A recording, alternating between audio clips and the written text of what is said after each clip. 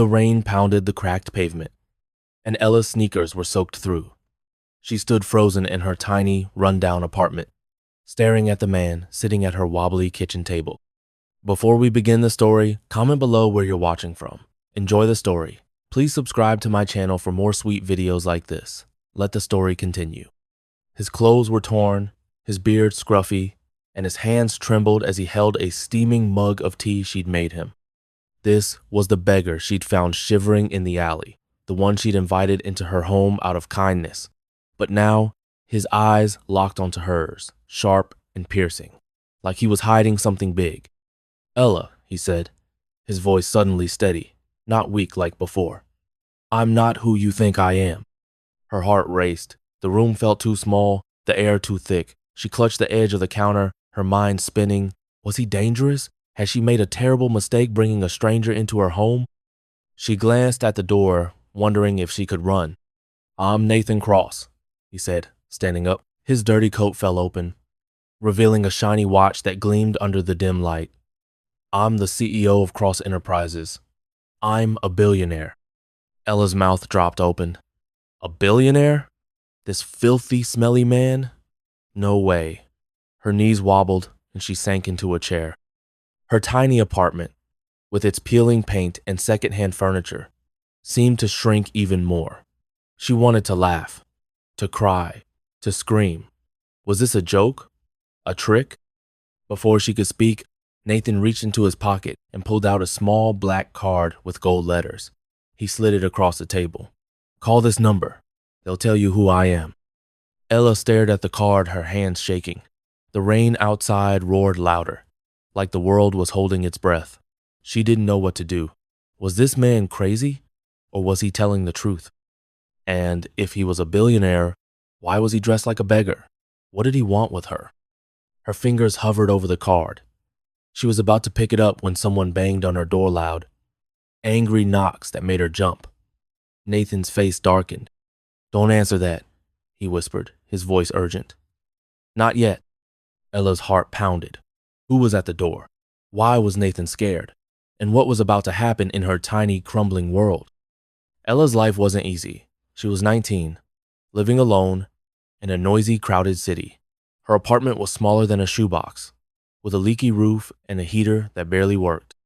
She worked 2 jobs on at a diner, where she served greasy burgers to grumpy customers, and another cleaning houses for rich people who never even said thank you. Every penny she earned went to rent, food, or fixing something in her falling apart home. Ella didn't have much, but she had a big heart.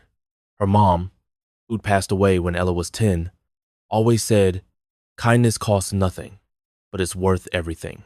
Those words stuck with Ella. She gave her last dollar to a street musician once, even though it meant skipping dinner. She helped her neighbor, old Mrs. Carter, carry groceries up 3 flights of stairs. Ella believed that being kind was the one thing she could do right in a world that felt so wrong. That rainy evening, Ella was walking home from the diner, her umbrella broken and her clothes drenched. The city was gray and cold, and her stomach growled she hadn't eaten since breakfast. As she passed a dark alley, she heard a cough, weak and raspy. She stopped. Most people would have kept walking. The city was full of homeless people, and everyone said to stay away. But Ella couldn't ignore it. She peeked into the alley. There, under a torn cardboard box, was a man. His coat was ragged, his face dirty, and his eyes were half closed. He looked sick, maybe even dying. Ella's heart twisted. She thought of her mom who'd once given her coat to a stranger in the cold. Ella couldn't just walk away. "Hey," she said softly, kneeling beside him. "Are you okay?" The man blinked, surprised. His voice was rough. "Leave me alone, kid." But Ella didn't. She saw his shivering hands, his soaked shoes. "You'll freeze out here," she said. "Come with me. I live nearby. I've got tea and a dry blanket." The man stared at her, like he couldn't believe her words. For a moment, Ella thought he'd say no, but then he nodded, slow and unsure. She helped him stand, his arm heavy on her shoulder. He smelled like dirt and rain, but Ella didn't care. She was doing the right thing. Her apartment was only a block away, but the walk felt forever. The man leaned on her, his steps shaky. Neighbors started as they passed, whispering. Ella ignored them. She got him inside, sat him at her tiny table, and wrapped him in her only blanket. She boiled water for tea, her hands trembling not from cold, but from a strange feeling. Something about this man felt different. As she handed him the tea, his eyes met hers. They weren't dull or tired anymore. They were sharp, like he was studying her. Ella's stomach flipped. Had she made a mistake? She pushed the thought away. He was just a poor man who needed help, right? That night, Ella couldn't sleep. The man who called himself Nate slept on her couch, snoring softly. She lay in her tiny bedroom, staring at the ceiling. The rain had stopped, but the silence felt heavy. Why had she brought a stranger home? She barely had enough food for herself. What if he stole something? What if he wasn't as weak as he seemed? The next morning, Ella woke to the smell of pancakes. She stumbled into the kitchen, rubbing her eyes. Nate was at her stove, flipping pancakes with a grin. Her jaw dropped.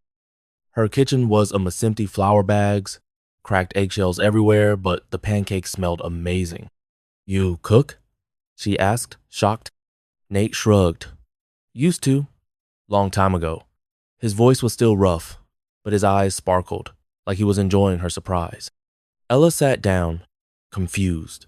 She didn't have pancake mix or eggs yesterday. Had he gone out and bought stuff? With what money? She wanted to ask, but something stopped her. Instead, she ate the pancakes. They were the best she'd ever tasted. For the next 2 days, Nate stayed. Ella didn't know why she let him. Maybe because he was polite, always cleaning up after himself. Maybe because he told funny stories about his old life, though he never said much about what that life was. Or maybe because, deep down, Ella felt lonely and having someone around felt nice. But strange things kept happening. One day, Ella came home from work to find her leaky sink fixed. The faucet gleamed, like it was brand new. "Did you do this?" she asked Nate. He nodded, wiping his hands on a rag. "I'm good with tools." Ella frowned. A homeless guy who could cook, tell stories, and fix plumbing? It didn't add up. Her suspicion grew, but so did her curiosity. Who was this man, really? On the third night, Ella's phone buzzed. It was a number she didn't know. She answered, her voice shaky. "Hello?" A deep voice spoke. "Is Nathan there?" Ella froze. Nathan? No one had called him that. She glanced at Nate, who was reading one of her old books. His eyes flicked up, suddenly alert. "Who's this?" Ella asked. The voice was cold. "Tell him he can't hide forever. We know where he is." The call ended. Ella's heart pounded. Nate was staring at her now, his face pale. "Who was that?" he asked, his voice low. I don't know," Ella stammered. "They asked for Nathan. How do they know you're here?" Nate stood, his hands clenched. For the first time, he looked scared. "Ella," he said, "there's something I need to tell you." Before he could finish, the lights in the apartment flickered. Then they went out completely. The room was pitch black. Ella gasped. Somewhere outside, a car engine roared. Footsteps echoed in the hallway, getting closer. Nate grabbed her arm. "Hide," he whispered. "Now." Ella's heart thumped so loud she thought it would burst. She crouched behind her couch, her breath shallow. Nate was beside her, his hand gripping hers. The footsteps stopped right outside her door. Someone knocked slow, deliberate knocks that made her skin crawl. "Don't move," Nate whispered. His voice was calm now, like he'd switched into a different person. Ella wanted to scream, to ask who he was, why this was happening. But she stayed quiet, her body trembling. The knocking stopped. Silence. Then, a loud thud like someone was trying to break the door down. Ella bit her lip to keep from crying out. Nate squeezed her hand, his grip strong. "They won't hurt you," he said softly. "I promise." The thudding stopped. Footsteps fade away. Ella's chest heaved as she tried to breathe. The lights flickered back on, weak and buzzing. Nate stood, pulling her up. His face was serious, his eyes scanning the room like he was looking for danger. "Who were they?" Ella asked, her voice shaking. "What's going on, Nate?" He sighed. running a hand through his messy hair. I owe you the truth, he said, but you're not gonna like it. Ella crossed her arms, her fear turning to anger. You're not just a homeless guy, are you? Tell me who you are. Nate sat down, his shoulders slumping. My name's Nathan Cross. I was the CEO of Cross Enterprises. It's a huge company. We make tech, stuff phones, computers, all that. I'm worth billions. Ella laughed, but it wasn't funny. Billions? You? You're joking, right? Nate shook his head. He reached into his coat and pulled out that black card with gold letters. This is my assistant's number. Call it. They'll tell you. Ella stared at the card, her hands shaking. She didn't want to believe him, but something in his eyes made her pause. They weren't the eyes of a liar. They were sad, tired, like he was carrying a heavy secret. Why are you here? She asked. If you're so rich, why are you dressed like this? Why are you in my apartment? Nate looked away, his jaw tight. I'm hiding, he said, from people who want to hurt me, people who want my company, my money, everything. Ella's mind raced. Hiding? From who? This sounded like a movie, not real life, but the fear in his voice was real. So was the banging on her door. The next morning, Ella woke to find Nate gone. Her couch was empty, the blanket neatly folded. Her heart sank. Had he lied? Was he really just a crazy guy with a wild story? She checked her apartment, nothing was stolen, but on her kitchen table was a note. Thank you, Ella. I'll explain everything soon. Stay safe. In. Ella crumpled the note, angry and confused.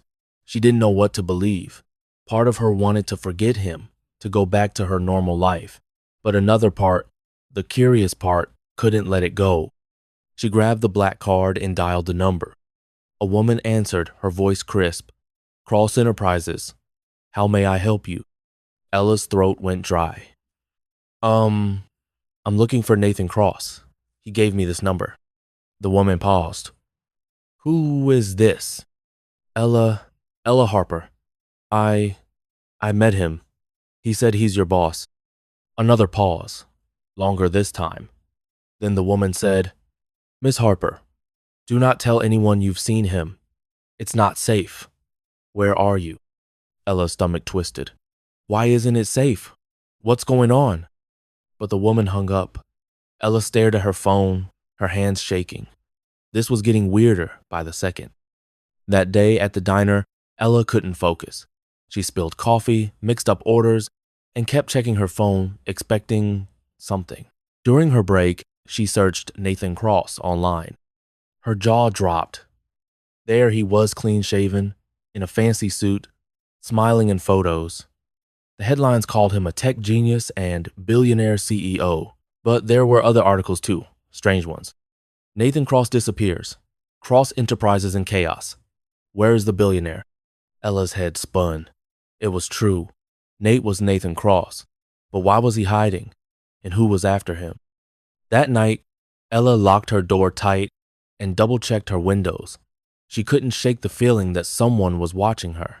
As she boiled water for tea, her phone buzzed again. Another unknown number. She ignored it, her heart racing. Then someone knocked on her door. Softly at first, then louder. Ella froze. She grabbed a kitchen knife, her hands trembling. Who's there? She called. A man's voice answered, smooth and calm. Miss Harper, I'm a friend of Nathan's. I need to talk to you. Ella's grip tightened on the knife. A friend? Or one of the people Nate was hiding from? She peeked through the peephole. A man in a dark suit stood there, his face hidden by a hat. He looked dangerous. Open the door, Ella, he said, his voice colder now. We don't have much time. Ella backed away, her heart pounding. The doorknob rattled, like he was trying to get in. She ran to her bedroom, locked the door, and hid under her bed. The rattling stopped, but she heard footsteps circling her apartment. Her phone buzzed again, but she didn't dare answer. Then, silence. Too much silence. Ella's breath hitched. Was he gone? Or was he waiting? Suddenly, her window shattered. Glass sprayed across the floor. Ella screamed, scrambling out from under the bed. A figure climbed through the broken window, their face hidden in the shadows. Ella, the figure said, stepping into the light. It was Nate. Ella's scream caught in her throat. Nate? She whispered, dropping the knife. Her legs shook as she stood, glass crunching under her feet. What are you doing? You scared me. Nate's face was grim, his eyes darting to the broken window. I'm sorry, he said. I had to make sure you were safe. They're close, Ella. Too close. Who's they? She demanded, her voice shaking. And why did you climb through my window like a burglar? Nate stepped closer, his hands raised. I'll explain everything, but we need to leave. Now. Ella crossed her arms, her fear mixing with anger. I'm not going anywhere until you tell me what's going on. You owe me that. Nate sighed, glancing at the door like he expected someone to burst through. Okay, he said, but we don't have much time. He sat on her couch, his hands clenched. Ella stayed standing, her heart still racing. Nate's voice was low, like he was afraid someone might hear. Cross Enterprises isn't just a tech company, he said.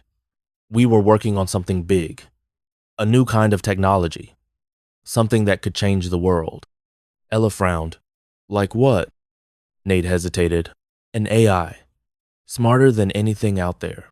It could solve problems, disease, hunger, war, but it's dangerous in the wrong hands. Some people, powerful people, want to steal it. They'll do anything to get it. Ella's stomach twisted. And they're after you? Nate nodded. I went into hiding to protect the project. I disguised myself as a beggar so no one would recognize me. But they're smart. They found me, and now they know about you. Ella's knees wobbled. Me? Why do they care about me? Because you helped me, Nate said, his eyes soft. They think you know something, or that I told you something. Ella's head spun. This was too much. She was just a girl who worked at a diner, who could barely pay her rent. Now she was caught in some billionaire's secret war? I don't know anything, she said, her voice rising. I just gave you tea and a blanket. Nate stood, his face serious. I know, and I'm sorry, but they don't believe that. We need to get you somewhere safe. Ella wanted to argue, to tell him to leave her alone, but the broken window, the strange phone calls, the man at her door, they were real. She wasn't safe here anymore. Nate grabbed her hand, pulling her toward the door. Pack a bag, he said. Just what you need. We're leaving in 2 minutes. Ella's hand shook as she stuffed clothes and her mom's old necklace into a backpack. Her apartment, her tiny, crumbling home, didn't feel like hers anymore. It felt like a trap. As they stepped into the hallway, Nate froze. Footsteps echoed from the stairwell, fast, heavy footsteps. Back inside, he whispered, pushing her into the apartment. They ducked behind the couch again. The footsteps stopped outside her door. Ella held her breath, her heart pounding. She heard voices now, low and angry. She's not here, one said. But he was. I can feel it. Nate's jaw tightened. He pulled something from his Paquita, small, sleek device that looked like a phone but wasn't. He pressed a button and a faint beep sounded. What's that? Ella whispered. Back up, Nate said, his eyes on the door. The voices outside grew louder. Then, a loud crash, someone kicked the door open. Ella bit her lip to keep from screaming. 2 men stepped inside, both in dark suits. One held a flashlight, sweeping it across the room. The other had a gun. Ella's blood ran cold. A gun? This wasn't a movie. This was real. Nate squeezed her hand, his face calm. Too calm. The device in his hand beeped again, louder this time. The men froze, looking around. What's that? One growled. Before they could move, the room filled with light. Headlights poured through the broken window, blinding everyone. A car horn blared, and tires screeched outside. The men cursed, stumbling back. Nate grabbed Ella, pulling her toward the window. Now, he shouted. They climbed through the shattered glass, cutting their hands on the shards. Outside, a black SUV waited, its engine running.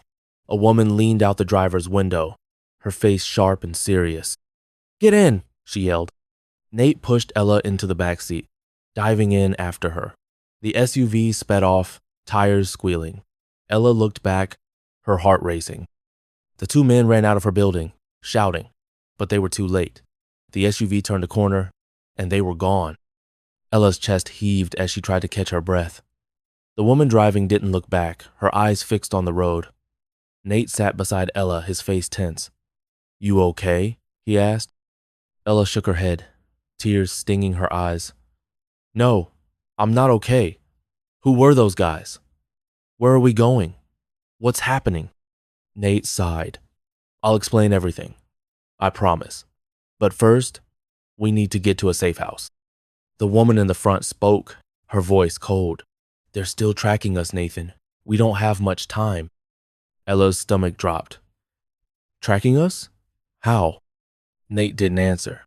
Instead, he reached into his pocket and pulled out Ella's phone. Before she could stop him, he rolled down the window and threw it out. It smashed on the pavement, gone. Ella gasped. "That was my phone!" "It's how they found you," Nate said, his voice hard. "They were tracking it." Ella's tears spilled over. Her phone was her lifeline, her photos, her memories of her mom, everything. Now it is gone. She wanted to scream, to hit Nate, to make this nightmare stop. The SUV sped through the city, weaving through traffic. Ella's head spun with questions. Who was this woman? Where was the safe house? And what did Nate mean by back up? As they turned onto a dark, empty street, the woman in the front cursed. "We've got company," she said. Ella looked back. Two black cars were behind them, their headlights bright and menacing. They were gaining fast. Nate grabbed Ella's hand, his eyes fierce. "Hold on," he said. "This is about to get rough." The SUV lurched forward, speeding into the night. The black cars followed, closer now. Ella's heart pounded. They were being chased, and she had no idea why or if they'd survive.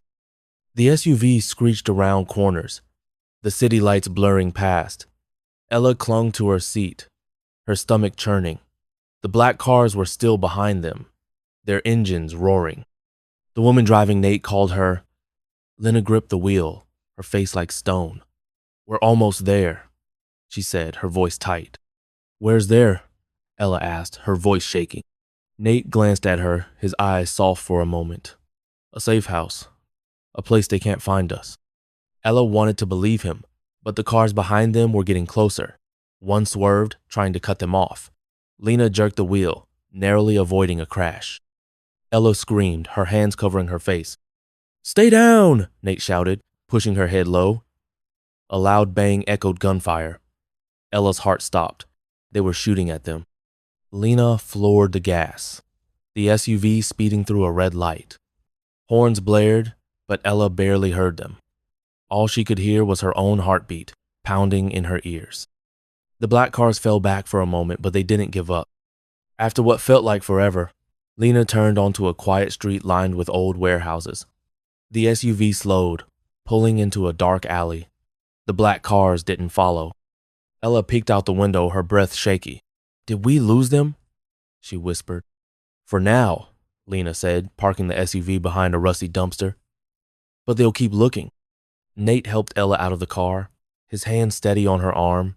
She was trembling, her legs weak. The alley smelled like oil and garbage, but Ella didn't care. She was alive. For now, Lena led them to a metal door in the warehouse wall. She punched a code into a keypad, and the door clicked open. Inside was a staircase, lit by a single flickering bulb. Ella hesitated. "Where are we going?" she asked. "Somewhere safe," Nate said, his voice gentle. "I promise." Ella didn't trust promises anymore, but she followed. The staircase led to a large room, hidden underground. It wasn't what Ella expected. The walls were clean, the floor polished. There were computers, monitors, and a big table covered in maps and papers. It looked like a secret hideout from a spy movie. Lena locked the door behind them, her eyes scanning the room. "We're clear," she said. "For now." Ella sank into a chair, her head spinning. "Okay," she said, her voice small. "Someone tell me what's going on. All of it." Nate sat across from her, his face serious. Lena leaned against the wall, her arms crossed. "You want the truth?" Nate asked. Ella nodded, her jaw tight. No more secrets. Nate took a deep breath. Cross Enterprises was working on an AI called Project Horizon. It's not just smart, it's alive. It can think, learn, even feel. We built it to help the world. Cure diseases, stop wars, fix the planet. But it's powerful. Too powerful. If the wrong people control it, they could use it to hurt millions. Ella's mouth went dry. And someone wants it? Nate nodded. A group called the Syndicate.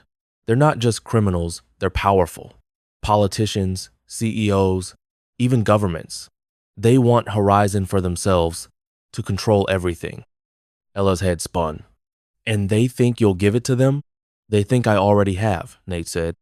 That's why I went into hiding. I shut down the project, hid the data, and disappeared. I thought I could keep it safe, but they found me, and now they think you're part of it. Ella's chest tightened. I'm not. I don't know anything. I know, Nate said, his voice soft. But they don't. That's why we need to keep you safe. Lena spoke up, her voice sharp. We can't stay here long. The Syndicate has eyes everywhere. We need to move the data before they track us. Ella frowned. The data? You mean the AI? Nate nodded. It's hidden. Only I know where. But if they catch me, they'll try to make me talk. Ella's stomach twisted. Make you talk? You mean hurt you? Nate didn't answer, but his silence said enough. Over the next few hours, Ella tried to process everything. Lena showed her around the safe house, a small kitchen, a bathroom, even a bedroom with a cot. It wasn't home, but it was better than her shattered apartment. Nate worked at the computers, typing fast, his face focused. Ella watched him, her mind racing. He wasn't just a billionaire. He was someone trying to protect something bigger than himself. For the first time, Ella saw him differently, not as a liar or a stranger, but as someone who needed help.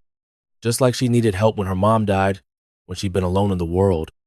Ella sat beside him, her voice quiet. Why did you trust me? She asked. When I brought you home, you could have left. Why did you stay? Nate stopped typing, his eyes meeting hers.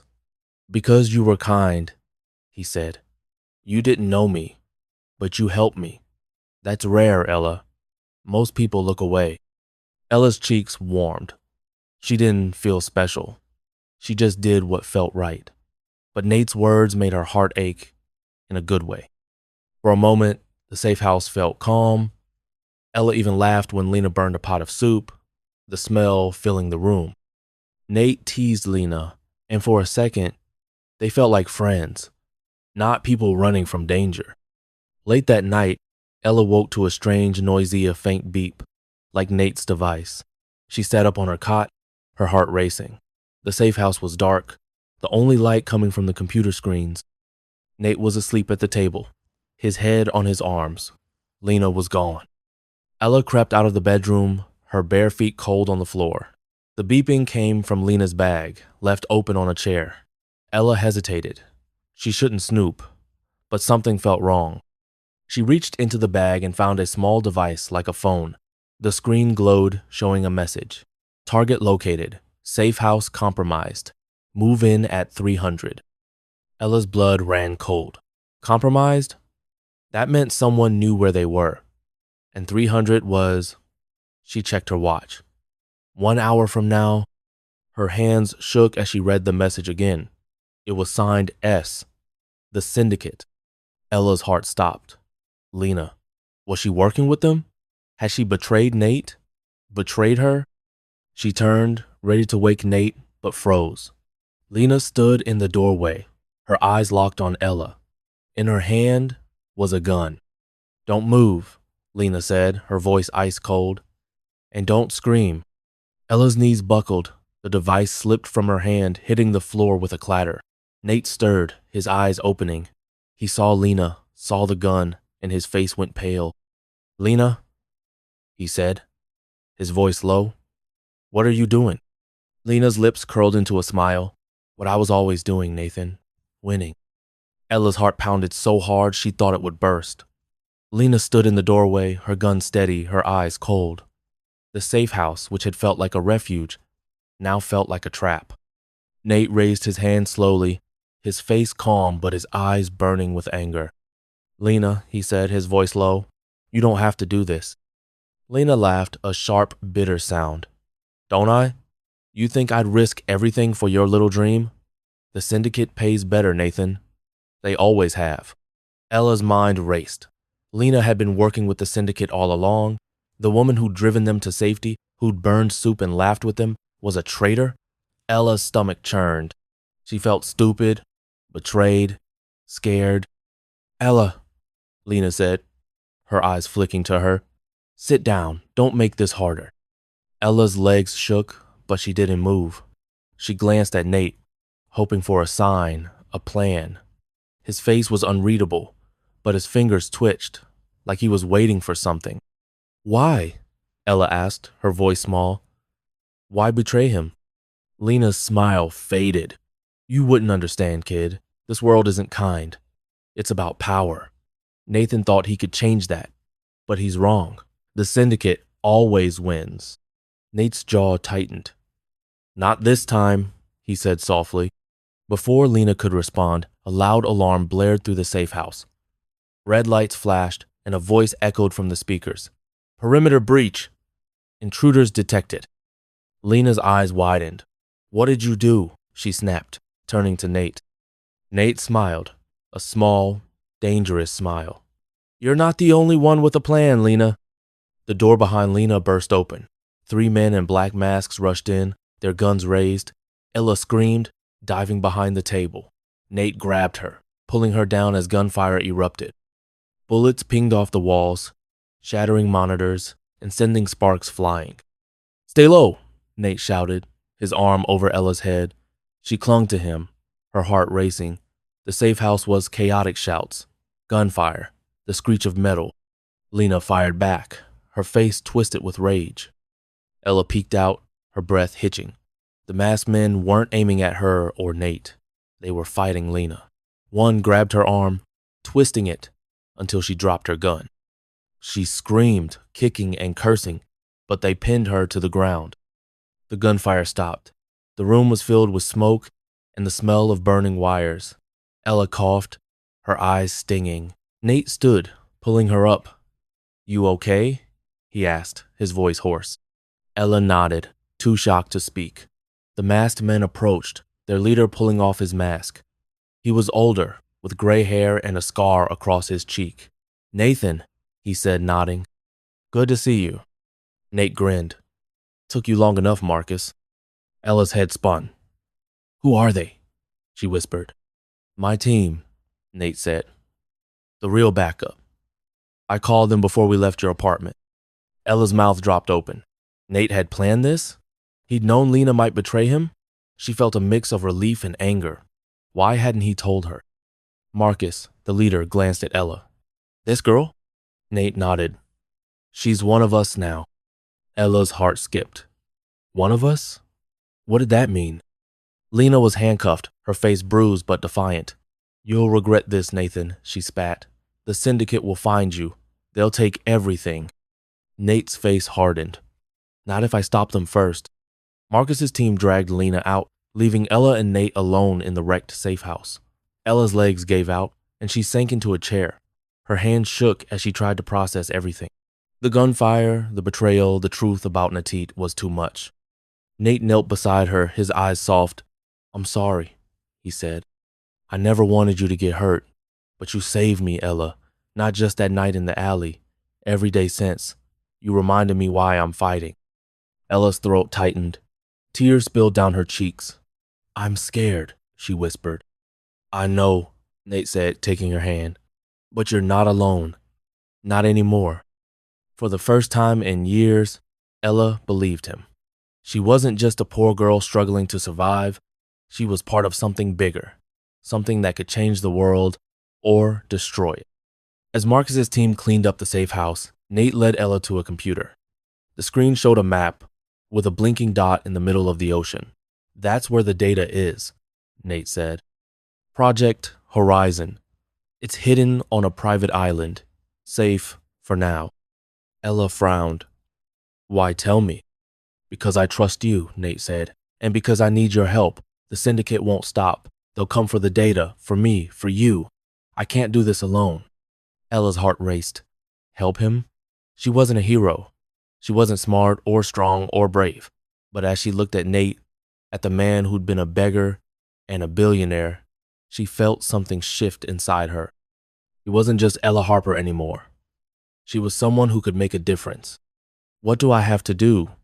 She asked, her voice steady. Nate smiled, a real smile this time. First, we get to that island. Then, we protect Horizon. Together. Ella nodded, her fear fading. She didn't know what was coming, but she knew one thing. She wasn't running away. As they left the safe house, stepping into the dawn light, a black helicopter landed nearby. Marcus waved them over, his face grim. We've got a problem, he said. The syndicate just hacked our servers. They know about the island. Nate's face paled. Ella's stomach dropped. The fight wasn't over. It was just beginning. And what Nate did next surprised everyone.